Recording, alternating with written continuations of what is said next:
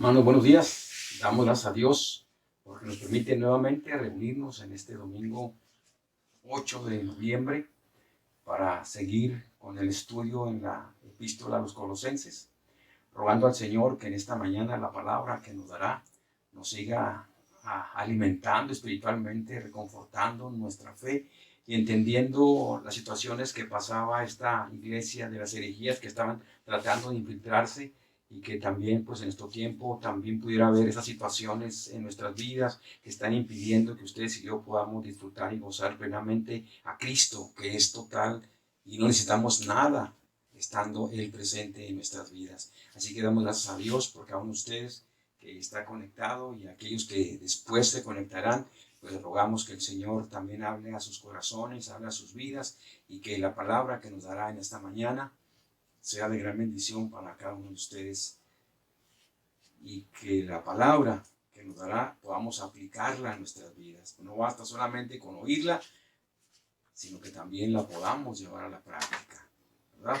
Así que vamos entonces a entrar en esta mañana al estudio, capítulo 1 todavía de Colosenses, del versículo 13 al 20, y dice así la palabra de Dios, el cual nos ha librado de la potestad de las tinieblas y trasladado al reino de su amado Hijo, en quien tenemos redención por su sangre, el perdón de pecados. Él es la imagen del Dios invisible, el primogénito de toda creación, porque en Él fueron creadas todas las cosas, las que hay en los cielos y las que hay en la tierra, visibles e invisibles, sean tronos, sean dominios, sean principados, sean potestades. Todo fue creado por medio de Él y para Él.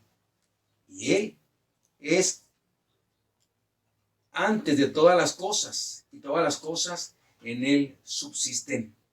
Y Él es la cabeza del cuerpo, que es la iglesia, el que es el principio, el primogénito de entre los muertos, para que en todo tenga la preeminencia, por cuanto agradó al Padre que en Él habitase toda plenitud, y por medio de Él reconciliar consigo todas las cosas, así las que están en la tierra como las que están en los cielos, haciendo la paz mediante la sangre de su cruz. Así que en esta mañana, esta palabra maravillosa que ustedes y yo trataremos de oír, de escuchar, nos sea de gran bendición. Acuérdense que estamos viendo algunas situaciones que estaban infiltrándose, herejías que estaban tratando de afectar la comunión, que estaban tratando de afectar la unidad, el amor que prevalecía en esta iglesia. Dice el apóstol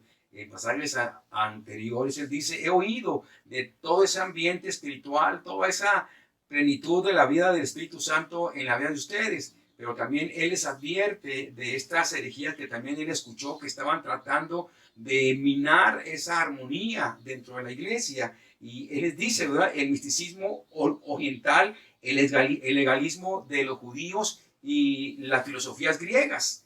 Así que estas tres situaciones estaban tratando de infiltrarse y el apóstol por eso envía esta carta maravillosa en el cual describe que no necesitamos nada cuando tenemos a Cristo. Él es suficiente, Él es total, Cristo es el Señor de todo. Así le hemos puesto al mensaje de esta mañana. Él es el Señor de todo.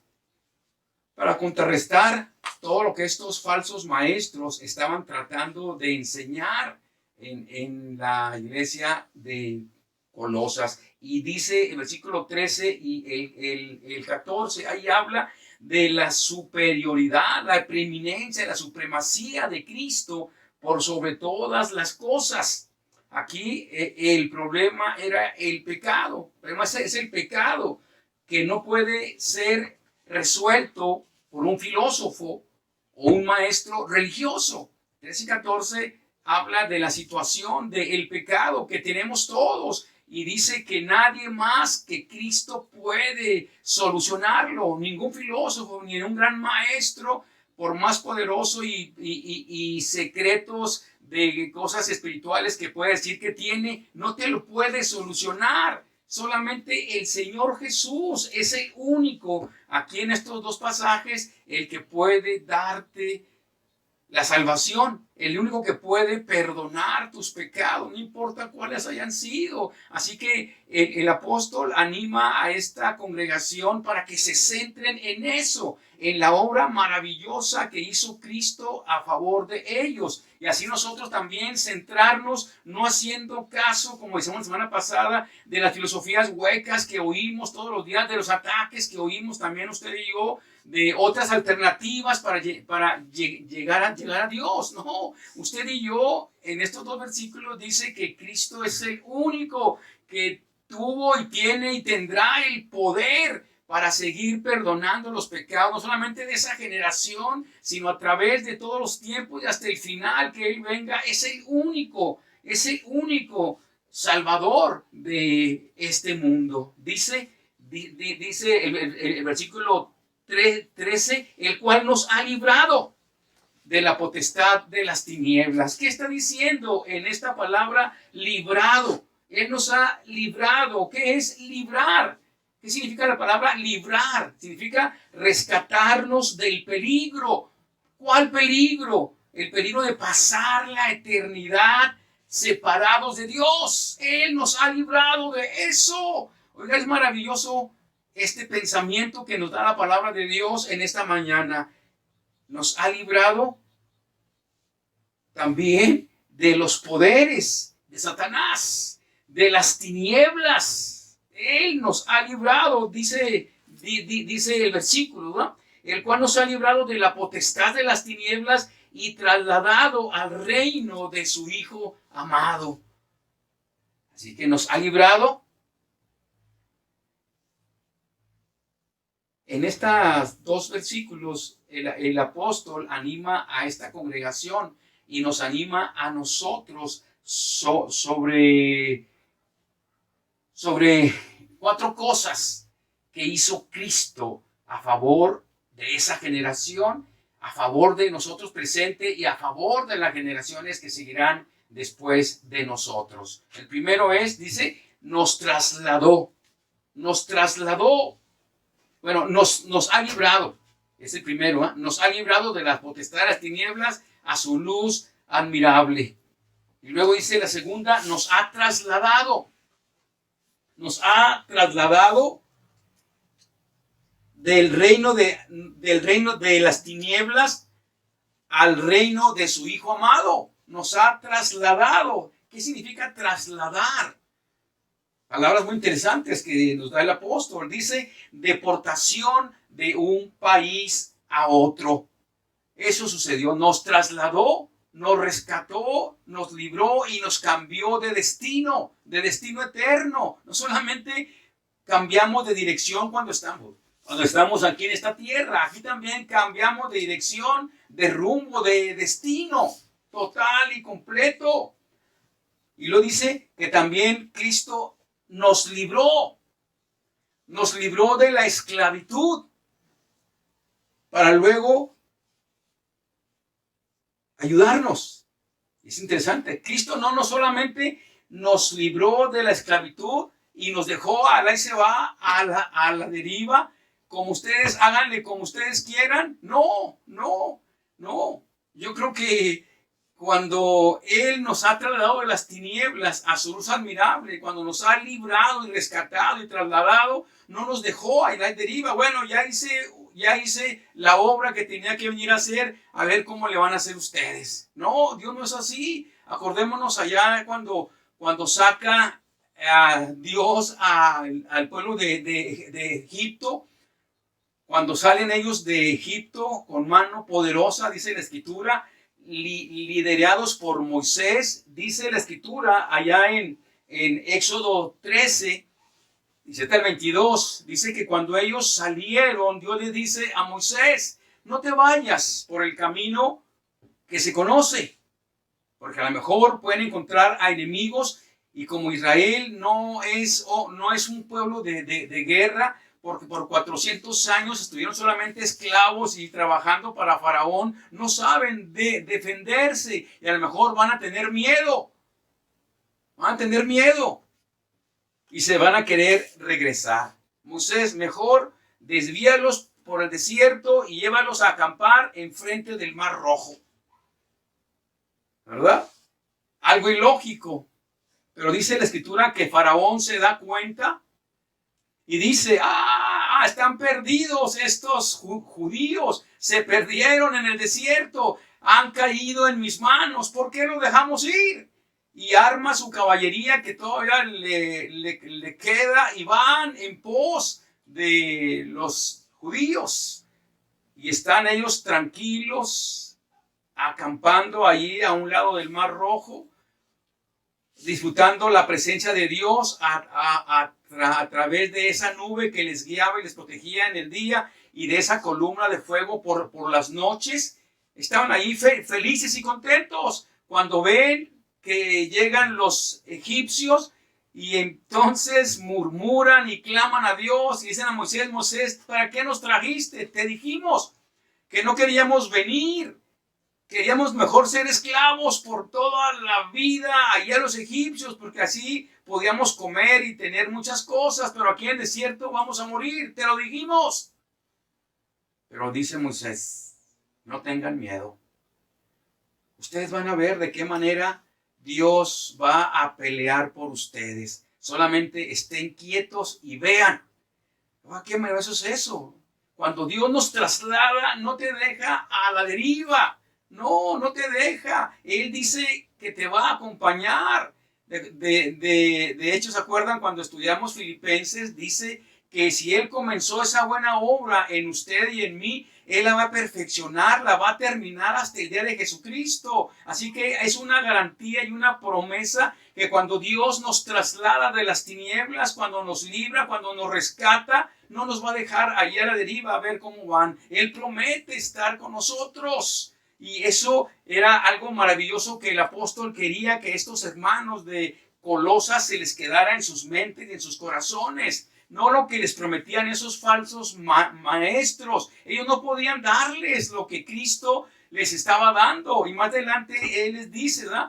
Él dice el carácter, describe el carácter de Cristo. ¿Quién es Él? Para contrarrestar a ese gnosticismo o a esos pensamientos de los griegos que estaban tratando de infiltrarse. Cristo no es suficiente, es solamente una emanación de Dios, pero no es real, no estuvo real, no fue físico, no estuvo en cuerpo, porque no puede juntarse lo material con lo espiritual, es imposible. Ellos estaban tratando de infiltrar eso, que Cristo no era suficiente, que no había preeminencia de Jesús en todas las cosas. Y el apóstol por eso escribe esta carta para animarlos y decirles: ustedes refúgiense, ustedes alaben a Cristo porque Él es el todo para nosotros. Ahora, y luego dice también, no solamente nos ha trasladado, sino también dice que nos ha redimido. Nos ha redimido. ¿Y qué es redimir? Dice aliviar a un prisionero del pago del rescate. Nos redimió, dice en la Escritura, ¿verdad? Dice: el cual nos ha librado de las tinieblas y traído a su Hijo, en quien tenemos perdón de pecados, en quien tenemos redención por su sangre, el perdón de pecados. Así es que nos redimió, pagó. Ustedes y yo teníamos que pagar ese precio del pecado que había en nuestra vida. Y dice que también Él nos ha redimido. 4 cosas para refutar a estos falsos maestros y animar a la congregación a depositar totalmente su fe en lo que hizo Cristo por ellos en la cruz del Calvario, en su sacrificio a través de su sangre. Y eso también es para usted y para mí en esta mañana. No escuchemos las voces que están allá afuera, las alternativas que nos dicen que hay para poder acercarnos a Dios. No, solamente el único que puede llevarnos a Dios es Cristo Jesús, a través de su sacrificio, a través de su sangre derramada en la cruz del Calvario. Pero no solamente también nos ha redimido, sino dice que también nos ha perdonado, en quien tenemos redención por su sangre, el perdón de pecados. También nos ha perdonado, ha cancelado la deuda. Eso es perdón, cancelar la deuda, no pagar lo que merecíamos pagar. Alguien pagó en nuestro lugar. Hubo un sustituto que pagó Y eso quiere el apóstol que recalca el apóstol y anima a estos hermanos a que estos dos versículos es el centro de lo que vino a hacer el Señor Jesucristo. Así que ya no necesitamos agregarle nada, solamente creer en lo que Él ha hecho. Nos ha librado, nos ha trasladado, nos ha redimido y nos ha perdonado. Así que qué maravilloso es estos dos versículos que levantan y exaltan el señorío, la suficiencia total y completa de nuestro Señor Jesucristo. Pero no queda ahí, no queda solamente ahí. Dice el versículo 15, Él, Cristo, es la imagen del Dios invisible y el primogénito de toda creación. ¿Qué está diciendo? Cristo es el creador. Los falsos maestros estaban confundidos en cuanto a la creación. No se ponían de acuerdo. Y hasta la fecha, el mundo no se pone de acuerdo en cuanto a la creación. Ustedes pueden entrar ahí a programas de National en la televisión y puros pensamos, suponemos, a lo mejor no hay una evidencia que puedan decirnos así es. A mí me daba risa la otra vez que veía uno de esos programas y le decía a mis hijos, mira, nada más dicen suponemos, pensamos, podría haber sido, pero no hay una verdad, no hay una afirmación. Y aquí está diciendo que Cristo es la imagen de Dios invisible y el que ha creado todas las cosas. No vamos a confundir este pasaje porque algunos grupos dicen, tratando de sacarlo de contexto, dicen, aquí está, mira, aquí dice que Cristo es el primero que fue creado. No está refiriéndose a esto, no está refiriéndose a esto, sino que está diciendo que Él es el que debe tener toda la preeminencia, todo el primer lugar. Por eso dice, ¿verdad? Más adelante vamos a desglosarlo para poder comprender estos pasajes, para que no nos confundamos y no creamos lo que nos dicen otros grupos, que Cristo no era Dios, como aquí estaban los gnósticos. Decían que no podía ser posible que la materia, como es pecaminosa, no podía juntarse con lo espiritual. Así que Jesucristo, dice, no tuvo cuerpo real. Era una emanación o una manifestación de Dios, pero no era Dios.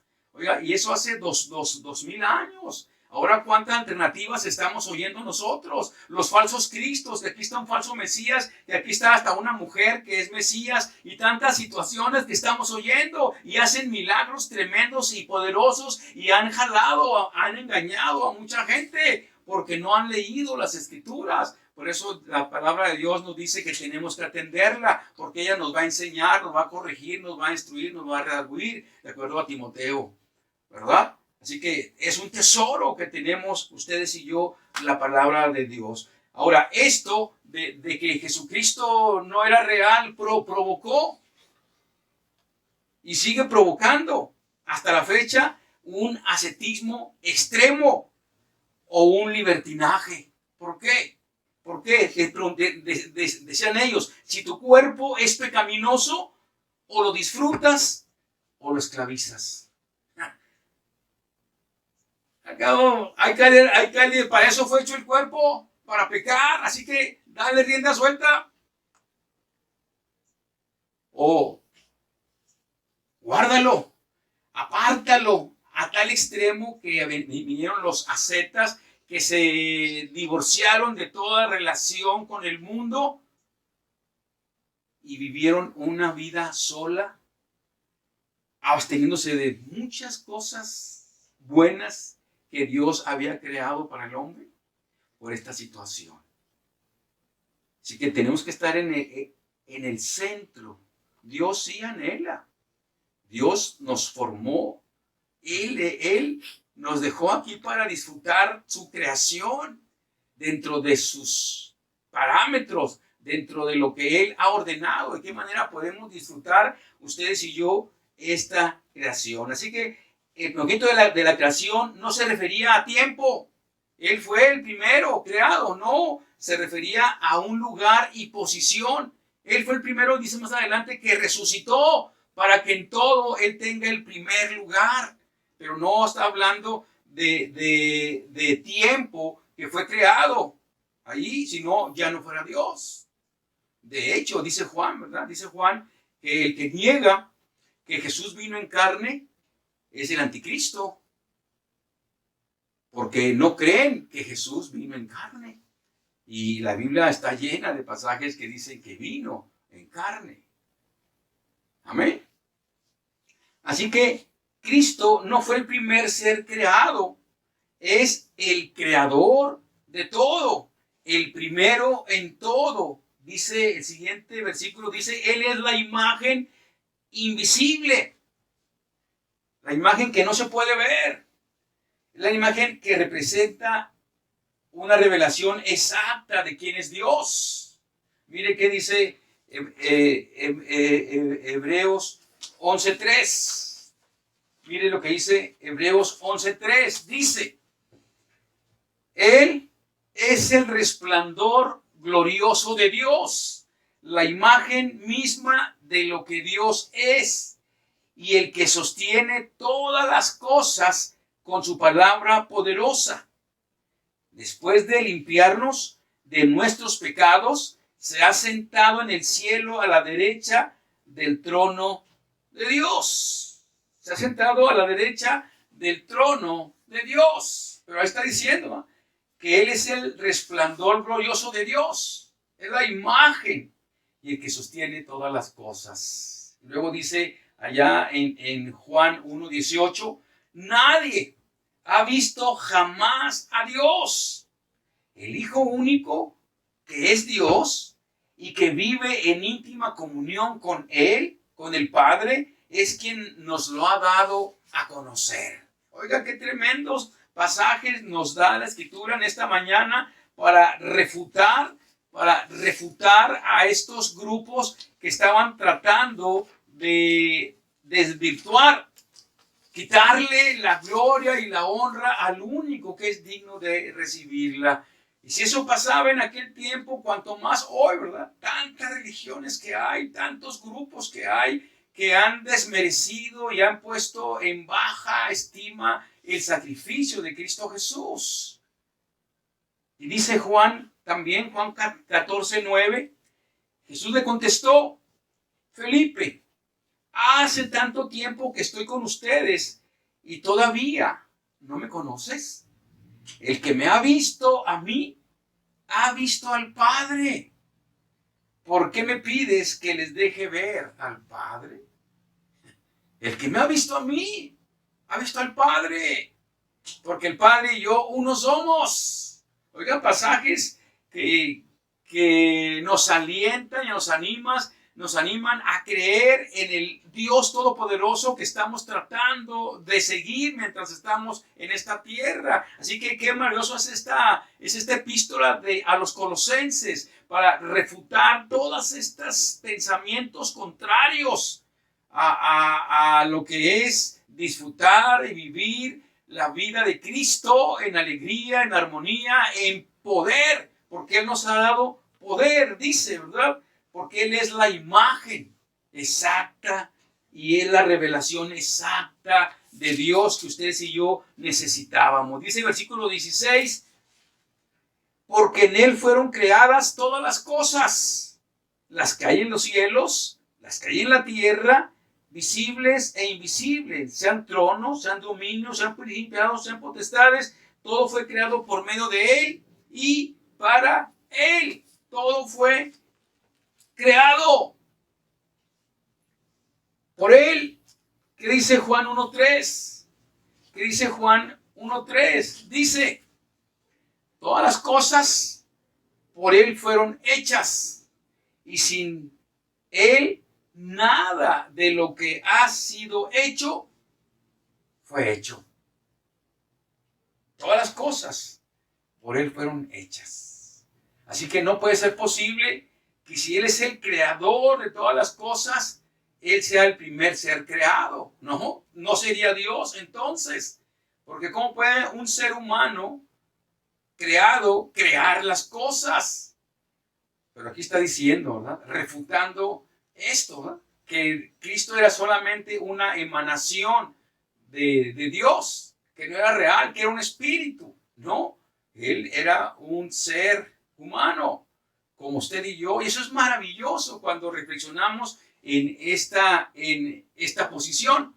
Cuando usted le pueda compartir a alguien, decirle, ¿verdad? El Dios que te estoy compartiendo es uno que sabe quién eres, que sabe de tus problemas, que sabe de tus necesidades, de todo lo que te pasa mientras estás en esta tierra. ¿Por qué? Porque Él estuvo sujeto a un envase igual que el de nosotros, sujeto a todas limitaciones como seres humanos. Eso es maravilloso, esa encarnación es maravillosa cuando la reflexionamos. Él se hizo como usted y yo, así que nos entiende y sabe de todas las situaciones que pasamos mientras estamos en esta tierra. Por eso Él dijo allá en Juan, no les voy a dejar huérfanos, no los voy a dejar a la deriva, a la ahí se van, no, voy a estar con ustedes, les voy a enviar al Espíritu Santo para que Él les recuerde y les enseñe, y yo siempre estaré con ustedes. Amén. Gracias a Dios por esa promesa, que cuando estamos en momentos difíciles y de angustia podemos refugiarnos en Él, o como en el Éxodo, cuando estás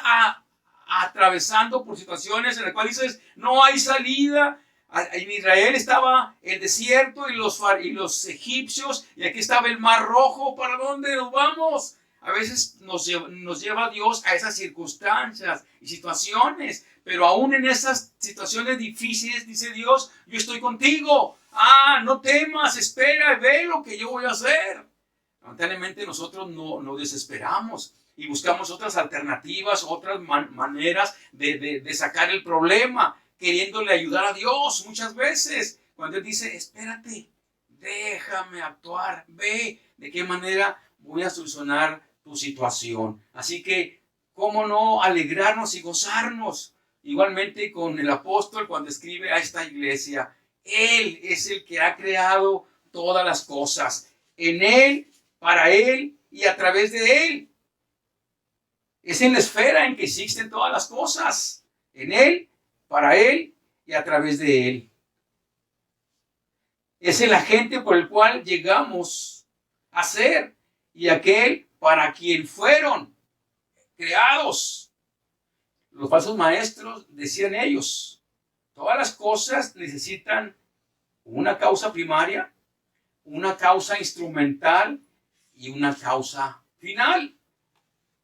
La causa primaria es el plan, la causa instrumental el poder y la causa final el propósito.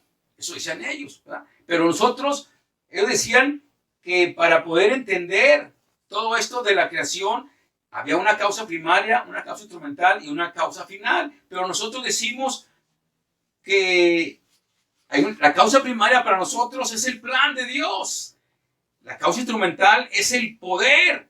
La causa final es el propósito. Dios planeó. Él lo hizo. Y Él, para Él.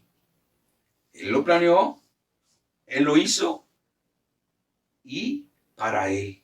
Dice 17, y Él es antes de todas las cosas, y todas las cosas en Él subsisten.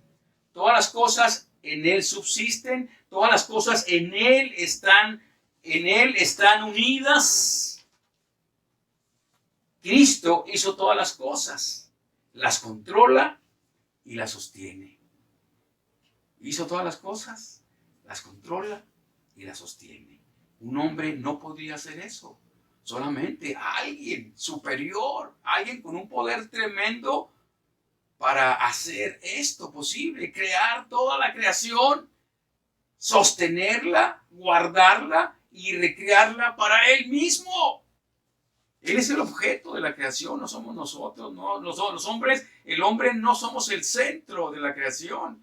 Dios es el centro, Cristo es la razón de todo lo que está aquí creado. Cuando vemos esto es maravilloso, ¿verdad? Creer que estamos tratando de seguir y que que es Cristo, que dice que es Dios, está para ayudarnos a que lleguemos a esa comprensión tan tremenda y poderosa de quién es Él. Es muy difícil humanamente poder hacerlo, solamente a través de esa dirección y la revelación que nos da el Espíritu Santo de quién es Dios. Jamás podremos entender quién es Él. Pero aquí está diciendo, ¿verdad? Aquí está diciendo que todas las cosas en Él subsisten. Todas están unidas. Así que Cristo hizo todas las cosas, las controla y las sostiene. Y el 18 nos dice, y Él es la cabeza del cuerpo, que es la iglesia. Él es el principio, el primogénito entre los muertos, para que en todo tenga la preeminencia, para que en todo tenga el primer lugar. Este pasaje también es maravilloso, ¿verdad? Dice que Él es la cabeza de la iglesia. No es el pastor, no son los diáconos, no son los líderes, para nada. Él es la cabeza.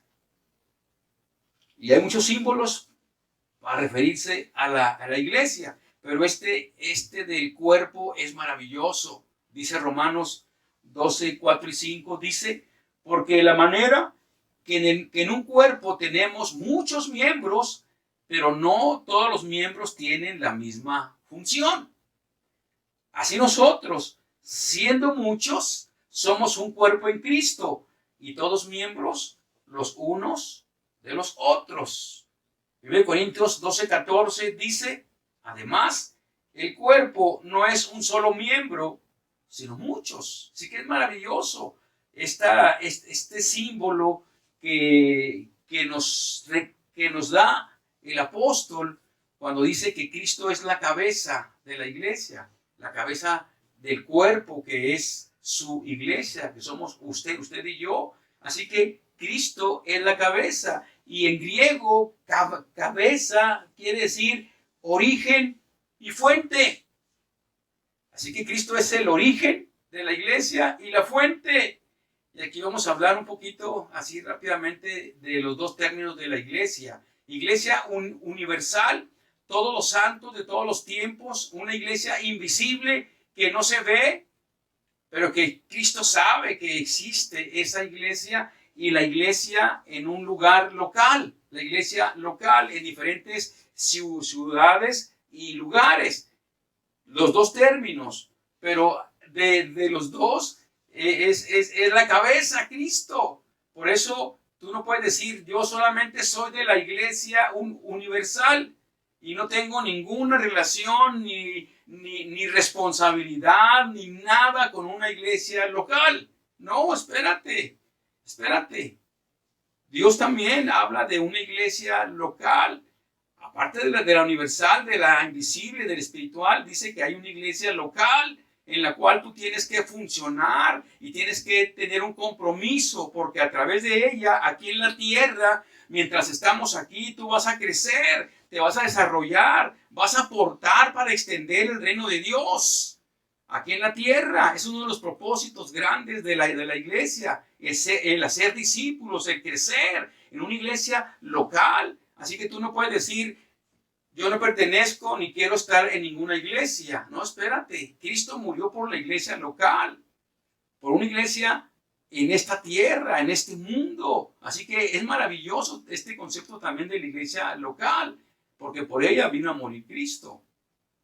Y en ella, pues tú tienes responsabilidades y privilegios, y sobre todo, hermanos. Somos una familia, también es el otro término de la iglesia, la familia. Pero aquí estamos hablando del cuerpo, y Cristo es la cabeza, es el origen y la fuente de la iglesia, no somos nosotros. Nosotros solamente estamos puestos ahí en una posición y en un llamado al pastorado y al diaconado para que funcione de acuerdo a lo que dice Efesios 4, que Dios llamó y puso en la iglesia a evangelistas, a apóstoles, a pastores, a maestros, para perfeccionar, para capacitar, para preparar a los miembros, para que todos juntos podamos hacer el ministerio. Pero cada quien haciendo su función. Por eso es aquí, ¿verdad? Que aunque somos muchos, pero no todos los miembros cumplen una misma función. Cada quien es diferente. Las manos hacen un trabajo, los pies hacen un trabajo, los ojos hacen un trabajo, los oídos hacen un trabajo. Cada quien hace un trabajo de acuerdo a como Dios lo colocó. Así nosotros en la iglesia hacemos un trabajo, una función de acuerdo a las capacidades y dones que hemos aprendido y que nos ha dado el Espíritu Santo para trabajar, para desarrollarnos en ella. Así es que es maravilloso para el apóstol que le dice aquí, que le está diciendo que Él es la cabeza, que Él es la cabeza del cuerpo que es la iglesia. ¿Para qué? Para que en todo Él tenga la preeminencia, sea el más importante. Luego dice el versículo el 19, dice el 19, por cuanto agradó al Padre que en Él habitase toda la plenitud, y por medio de Él reconciliar consigo todas las cosas, así las que están en la tierra como las que están en los cielos, haciendo la paz mediante la sangre de su cruz.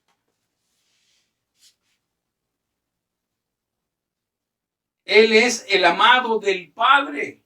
Versículo 13, ¿verdad? Lo vimos ahí. El versículo 13 dice que Él es el amado, el cual nos ha librado de la potestad de las tinieblas y trasladado al reino de su amado Hijo. Por cuanto agradó al Padre que en Él habitase toda la plenitud. Así que Efesios 1:6 dice, hablando de este mismo tema, Efesios 1:6 dice, para alabanza de la gloria de su gracia, con la cual nos hizo aceptos en el amado. Así que toda la plenitud habita en Cristo. Plenitud del griego pleroma, que significa la suma total de todo el poder y los atributos divinos. Así que en Cristo estamos completos. No necesitamos nada, nada necesitamos. Usted y yo, en Él estamos completos. No tenemos que agregarle nada. Él es suficiente. Él es lo que usted y yo necesitamos para vivir mientras estamos en esta tierra.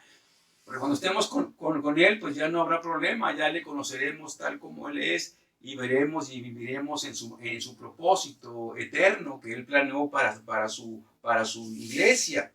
¿Sí? Dice que también en Él habitaba toda la plenitud. No era solamente que estuviera algo de Dios ahí, no. Cuando está hablando de que en Él habita toda lo que es Dios, estaba hablando que es la esencia misma de Dios. Por eso dice Él, el que le dice a los discípulos en Juan 14, el que me ha visto a mí ha visto al Padre. Porque yo no solamente tengo algo de Dios, no, soy Dios, soy la esencia misma de Dios. Al Padre le agradó que usted y yo creyéramos que Jesús también es Dios.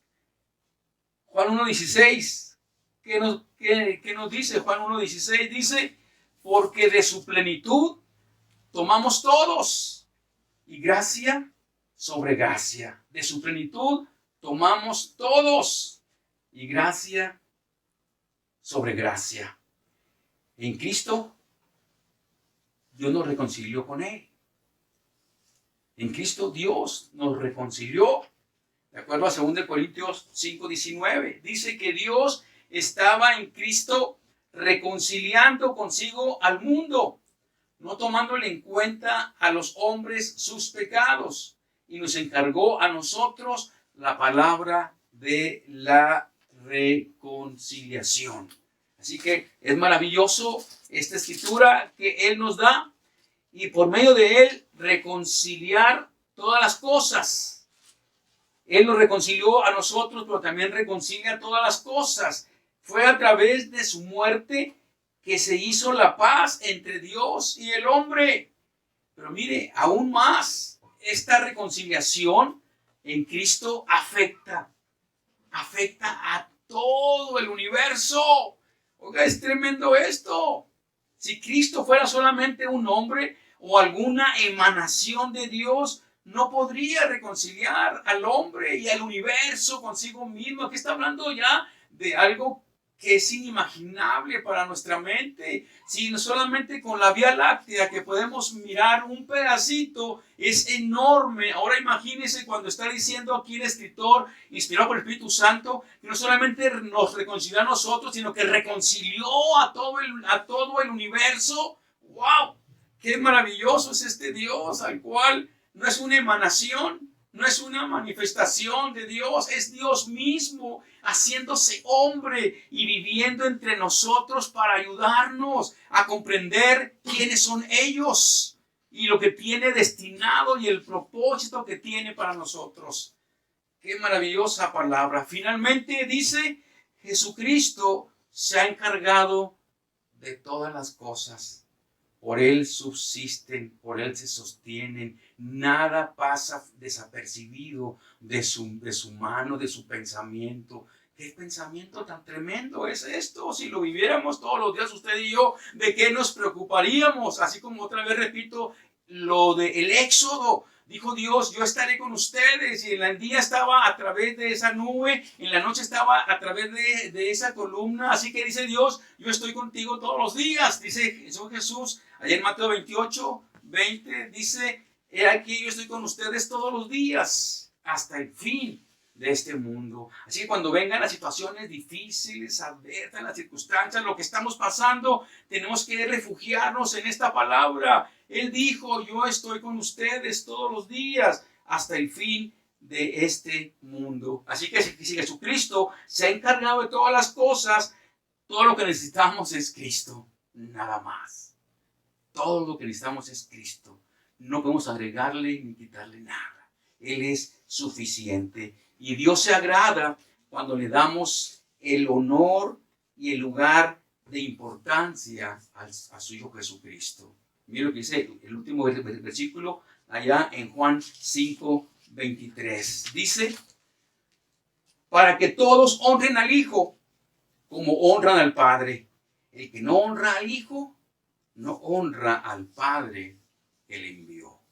Así que echemos fuera todo pensamiento que pudiéramos traer ahí, de que hay otras alternativas, de que hay otros caminos, de que hay otras maneras de acercar, de solucionar nuestras situaciones y decir, Señor, tú eres el único. Tú eres la única respuesta para mis circunstancias de enfermedad, de carencia, de necesidad, de todo lo que pudiéramos estar pasando. Él es suficiente. Y eso quería el apóstol, que estas hermanos de Colosas, como para usted y para mí en esta mañana, lo tuviéramos en cuenta. Cristo es suficiente. Cristo es el Señor de todo. Vamos a orar. Padre Celestial, te damos gracias por la palabra que nos has dado en esta mañana y rogamos que ella nos haya enseñado, nos haya mostrado quién eres tú, Padre, y lo que vino a ser tu Hijo cuando estuvo aquí en la tierra. Y la palabra que nos dejaste para que pudiéramos nosotros comprender el poder, la preeminencia que tiene tu Hijo en la creación. Gracias, Padre, por la palabra que nos has dado y que podamos sacar todos esos pensamientos de duda, de circunstancias que quizá había en nuestra mente acerca de que Dios o de que Cristo no es suficiente, o lo que escuchamos en las redes de que no es total y completo Cristo. Tu palabra nos dice esta mañana que Él es el primer lugar en todo, porque todo fue creado para Él, por medio de Él y para Él. Así que Dios, damos gracias por la palabra que en esta mañana nos has dado. Y seguimos orando, Dios eterno, ahora que estamos en otra vez semáforo rojo, por aquellos que siguen laborando a una costa de sus fuerzas, de su miedo quizá de contagiarse. Tú bendíceles, Padre, y guárdalos, los que están en los hospitales, en los centros comerciales, todos los que son esenciales, tú guarda sus vidas. Y que nosotros también podamos seguir confiando que tú tienes el control de todas las cosas. Ahora, Señor, dinos, ilumínanos, muéstranos para qué has permitido que llegara esto a este mundo. Gracias, Cristo, por la palabra que nos has dado. Y en tus manos seguimos descansando y confiando. En Cristo Jesús lo agradecemos y lo pedimos todo. Amén.